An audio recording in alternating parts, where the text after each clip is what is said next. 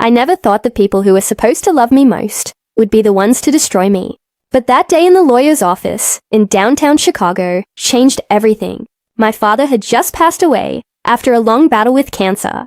I was 27 years old, his only daughter, the one who had dropped everything to take care of him in his final years, while my older brother Marcus was off living his flashy life in New York.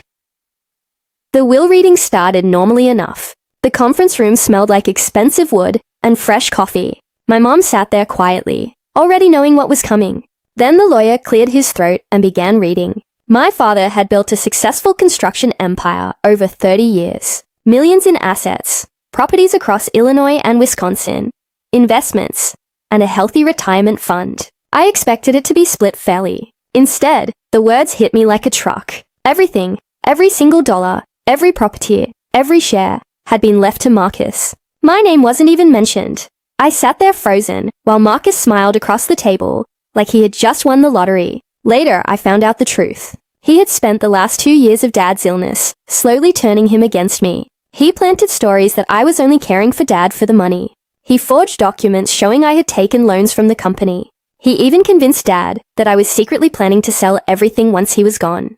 By the time Dad changed the will, he was too weak to hear my side. That betrayal broke something deep inside me. I walked out of that office with nothing but my old Honda Civic, some clothes, and a heart full of rage. Marcus didn't even look at me as I left. He was already on his phone telling his friends the good news. My own brother had stolen my entire future and laughed while doing it. My name is Emily Thompson. This is my story of how I lost everything, rebuilt myself in secret, and then made sure my brother paid for what he did. The first few months after the will reading were pure hell. I moved into a tiny studio apartment in the suburbs of Chicago. I was working 2 jobs, one as a waitress during the day and another doing bookkeeping at night for small businesses. Every time I saw a luxury car or heard someone talk about family inheritance, it felt like salt in the wound. Marcus, meanwhile, was living large. He posted pictures from Miami, Aspen, and Europe. He sold off Dad's company pieces, partied with influencers, and acted like he was some self-made king. I cried a lot those first months, not just for the money, but for the father I thought I knew, the man who used to call me his little fighter, the one who taught me to be strong. How could he believe Marcus over me? The betrayal from both of them cut deeper than I can describe. But one night, sitting in my small apartment, eating instant noodles, something shifted. I decided I wasn't going to stay broken. I was going to become the kind of woman nobody could ever take advantage of again. I started small. I used the little savings I had and took online courses in digital marketing and real estate. I worked during the day and studied until 3 a.m. I barely slept.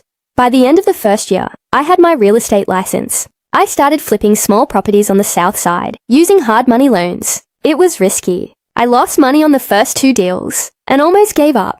But I kept going. I learned from every mistake. I networked quietly. I never told anyone in my family what I was doing.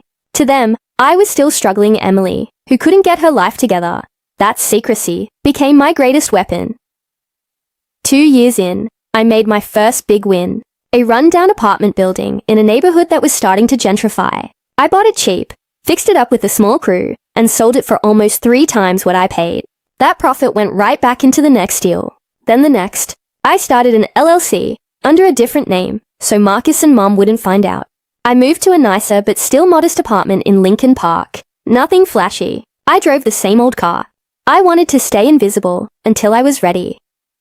Meanwhile, Marcus was burning through the inheritance. He had no real business sense. He made terrible investments in trendy startups that failed. He partied too hard. He bought cars and watches, and took out loans against properties he didn't know how to manage. The construction company Dad built for decades started falling apart under his leadership. Good employees left. Projects got delayed. Lawsuits started piling up.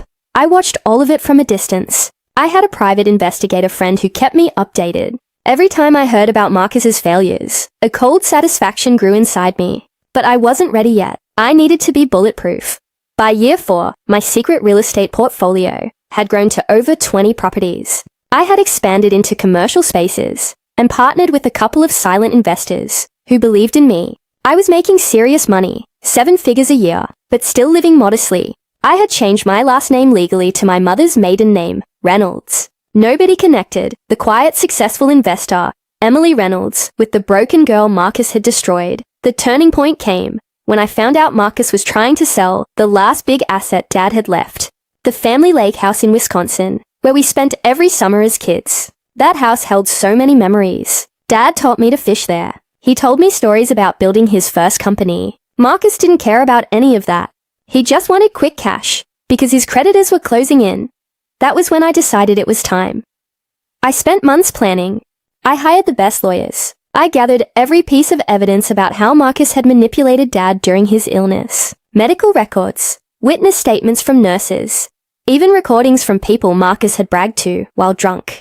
I rebuilt the paper trail, showing what he had done.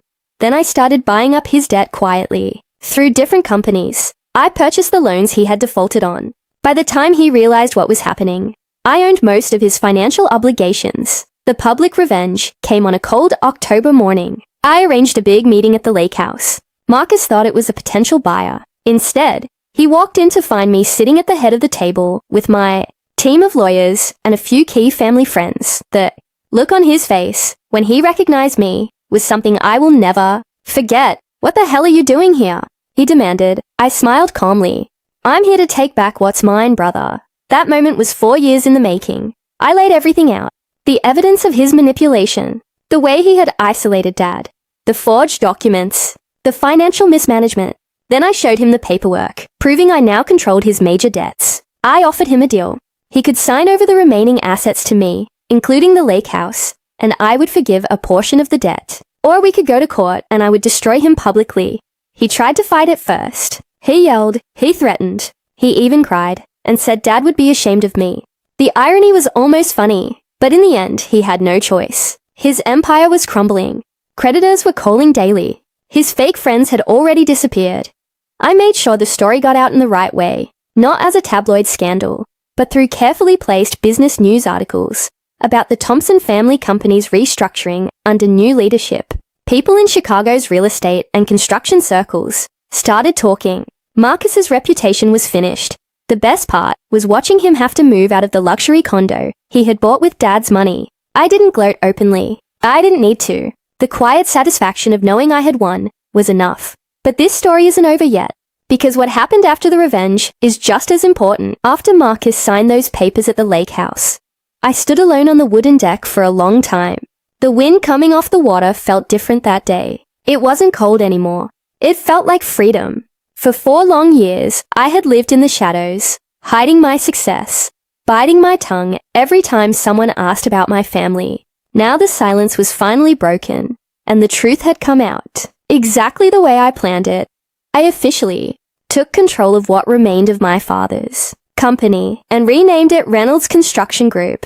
The first 6 months were intense. I had to clean up Marcus's mess. He had left unpaid suppliers, angry clients, and half-finished projects all over Illinois and Wisconsin. I worked 16-hour days meeting with banks, renegotiating contracts, and personally visiting every major client.